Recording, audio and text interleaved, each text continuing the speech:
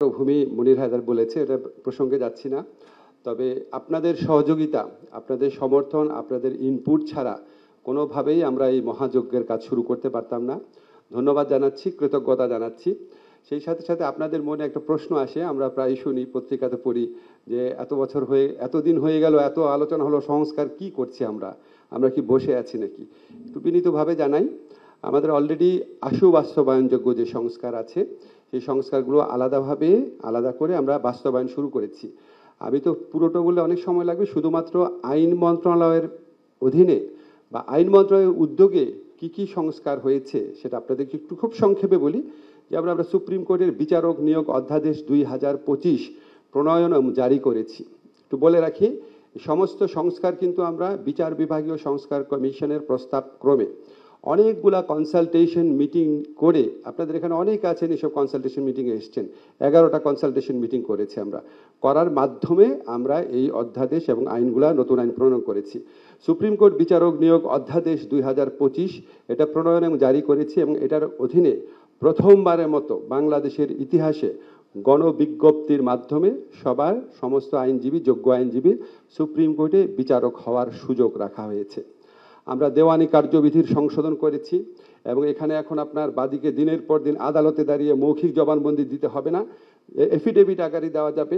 পৃথকভাবে জারি মামলা করতে হবে না, ইচ্ছামতো মামলা ডেফার করতে হবে না। আমাদের হিসাবে এই দেওয়ানি মামলার সময়সীমা ইনশাআল্লাহ অর্ধেক কমিয়ে আনা সম্ভব হবে এটার মাধ্যমে।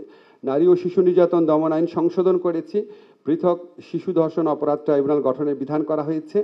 গুরুতর যে ধর্ষণের ঘটনাগুলো আছে 30 দিনের তদন্ত এবং 90 দিনে বিচারের ব্যবস্থা করা হয়েছে। অলরেডি আপনারা আসিয়ার ধর্ষণ মামলাতে দেখেছেন 30 দিন না, আমরা ওখানে 14 দিনের মধ্যেই রায় পেয়েছি। সাক্ষী নিরাপত্তা ভাতার ব্যবস্থা করা হয়েছে। ছেলে শিশু বলাৎকারকে পৃথক অপরাধ হিসাবে চিহ্নিতকরণ করা হয়েছে। আমরা পাওয়ার অফ অ্যাটর্নি বিধিমালা সংশোধন করেছি, এটা আমাদের প্রবাসী ভাইদের অনেক দিনের দাবি ছিল। এখন পাসপোর্ট যদি নাও থাকে, পুরনো পাসপোর্টে নো ভিসা রিকোয়ার্ড স্টিকার থাকলে কিংবা জন্ম সনদ থাকলে বিদেশ থেকে পাওয়ার অফ অ্যাটর্নি সম্পাদন করতে পারবেন।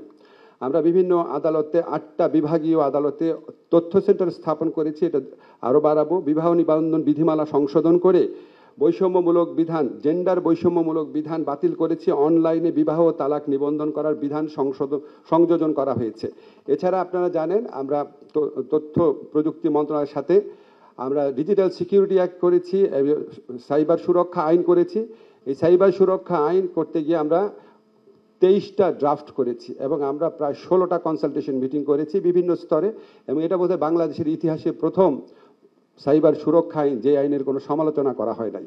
আমার সাথে অ্যামনেস্টির প্রতিনিধিরা 2 দিন আগে দেখা করেছিল, এবং আমি খুব অবাক হয়েছি, তারা পর্যন্ত আমাদের এই আইনটার প্রশংসা করেছে। আমরা খুব ইমিডিয়েটলি আপনাদেরকে একদম কথা দিয়ে যাচ্ছি, আগামী 2 মাসের মধ্যে যেই পরিবর্তনগুলো করছি আইন মন্ত্রণালয়ের মাধ্যমে, সেটা হচ্ছে আইনগত সহায়তা কার্যক্রম, সেটা ব্যাপক বিস্তার করব। এখানে ডিটেইল কিছু বললাম না, বাট আমাদের লক্ষ্য আছে এখন লিগ্যাল এইড সংস্থার মাধ্যমে 35,000 মামলা নিষ্পত্তি হয় রাফলি বছরে, আমরা এটাকে 2 লক্ষ মামলায় উন্নতি করব। আমাদের বিচার বিভাগের সচিবালয় স্থাপন, এটা 2 মাস না হলেও কাজ শুরু হয়ে যাবে। এটা আমরা ড্রাফট ল হয়ে গেছে, আমরা সুপ্রিম কোর্টের সাথে একসাথে মিলে করছি। আপনারা জানেন এটা সিভিল সোসাইটির দীর্ঘদিনের দাবি ছিল। গুম আইন প্রণয়নের জন্য আমরা 2টা গুম আইন প্রণয়নের জন্য আমরা 2টা কনসালটেশন মিটিং করেছি, আরেকটা করে এটা ফাইনাল করে ফেলবো। ফৌজদারি কার্যবিধির আমরা ব্যাপক সংস্কার করছি, এবং সেখানে মামলা দায়েরের আগে আপনারা জানেন মিথ্যা মামলা হচ্ছে, তো মামলা দায়েরের আগেই, মামলা একদম ফাইনাল স্টেজ আনুষ্ঠানিকভাবে বিচার শুরু হওয়ার আগেই অভিযোগের সত্যতা নির্ণয় প্রাথমিক নিরীক্ষণের ব্যবস্থা রাখা হচ্ছে। মামলা দায়েরের 48 ঘন্টার মধ্যে যাদের বিরুদ্ধে মামলার কোনো ভিত্তি নাই তাদেরকে বাদ দেওয়ার ব্যবস্থা করা হচ্ছে। প্লি বার্গেইন, এটা আমাদের দেশে ছিল না, আপনারা জানেন ইন্ডিয়াতে পর্যন্ত রয়েছে, পৃথিবীর অনেক দেশে রয়েছে। ছোটোখাটো অপরাধ যেখানে 7 বছর পর্যন্ত কারাদণ্ড হওয়ার বিধান আছে, সেখানে আমরা প্লি বার্গেনিংয়ের ব্যবস্থা রাখছি। গ্রেফতার এবং আটক সম্পর্কে আপিল বিভাগের যে নির্দেশনা আছে সেটা আমরা সিআরপিসির মধ্যে ঢুকাচ্ছি। ন্যূনতম সময় তদন্ত বিচার সম্পন্ন করার ব্যবস্থা করছি। প্রযুক্তির মাধ্যমে সাক্ষ্য গ্রহণ করা, মিথ্যা মামলায় বিচারক নিজে স্বতঃপ্রণোদিতভাবে ব্যবস্থা নেবে, এই ধরনের আরও অনেক বিধান আনতে যাচ্ছি। এটা নিয়ে কালকে একটা খুব ব্রড বেসড কনসালটেশন হবে। এছাড়া আমরা অধস্তন আদালতে বদলি নীতিমালা, বিচারকের পদায়ন সম্পর্কিত বিধি প্রণয়ন, জুডিশিয়াল সার্ভিসের সদস্যদের আচরণ বিধান, সেগুলি আমরা জারি করতে যাচ্ছি। বাংলাদেশ জুডিশিয়াল সার্ভিস কমিশনের মাধ্যমে আদালতে সহায়ক কর্মচারী নিয়োগ এবং নিয়োগ বিধি সংশোধন করছি। আমরা 8টা বিভাগীয় আদালতকে সম্পূর্ণ পেপারলেস আদালত করার জন্য ইউএনডিপির সাথে একটা প্রজেক্টে কাজ করছি।